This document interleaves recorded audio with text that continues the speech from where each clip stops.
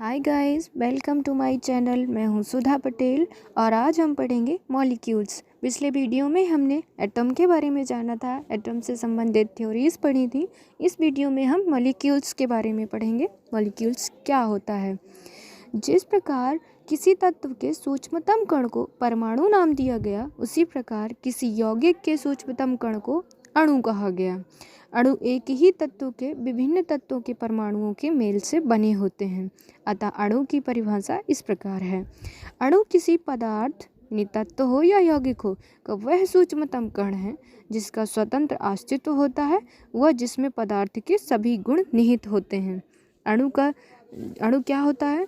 अणु वह पदार्थ होता है, पदार्थ का वह सूक्ष्मतम कण होता है जिसका स्वतंत्र अस्तित्व तो होता ही है, साथ में उस पदार्थ के उसमें सभी गुण निहित होते हैं, उसे हम अणु कह सकते हैं। अणुओं को दो भागों में बांटा जा सकता है, सम परमाणु वाले अणु और विषम परमाणु वाले अणु।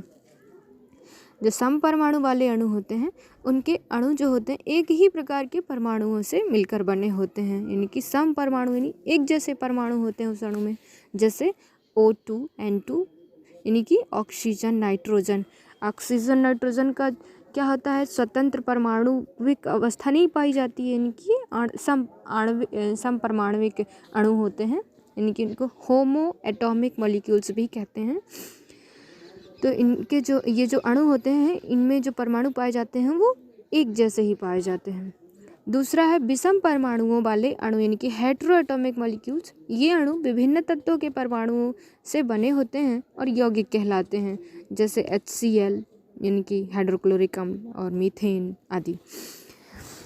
तो परमाणु और अणु हमने दोनों ही समझ लिए। अब इन दोनों में हम अंतर समझ लेते हैं। जो परमाणु होता है वह किसी तत्व का वह सूक्ष्मतम कण है जो स्वतंत्र अवस्था में नहीं रह सकता। अब हम समझे ना, जो परमाणु होता है किसी तत्व का वह सूक्ष्मतम कण है जो स्वतंत्र अवस्था में नहीं रह सकता, लेकिन रासायनिक क्रिया में भाग लेता है। लेकिन जो अणु होता है वह तत्व यौगिक का वह सूक्ष्मतम कण है जो स्वतंत्र अवस्था में रह सकता है, रासायनिक अभिक्रिया में भाग नहीं लेता है। जो परमाणु होता है रासायनिक क्रिया में भाग लेता है, लेकिन अणु रासायनिक क्रिया में भाग नहीं लेता है। लेकिन कुछ अपवाद भी होता है इसमें, जैसे बहुलक हो गए और बृहदणु हो गए, पॉलीमर्स वगैरह, ये इसमें कुछ अपवाद होते हैं। तीसरा अंतर है इन दोनों में, रासायनिक क्रिया में विभाजित नहीं होता है। जो परमाणु होता है वो विभाजित हो ही नहीं सकता है, इसीलिए तो उसको परमाणु कहते हैं। लेकिन जो अणु होता है वो रासायनिक क्रिया में विभाजित होता है। परमाणु किसी तत्व के सभी परमाणु समान होते हैं, लेकिन एक या अनेक प्रकार के परमाणुओं के संयोग से जो बनते हैं वो अणु होते हैं। तो अणु और परमाणु में ये अंतर भी है कि जो परमाणु होता है वो सभी तत्वों के एक जैसे होते हैं, लेकिन अणु में ऐसा नहीं होता है, वो एक या अनेक प्रकार के परमाणुओं के संयोग से भी बनते हैं। तो इस प्रकार आपको अणु समझ में आ गया होगा। पिछले वीडियोस में हमने एटम यानी कि परमाणु को समझा था, इस वीडियो में हमने अणु को पढ़ा। अणु और परमाणु हमारा पूरा हो गया।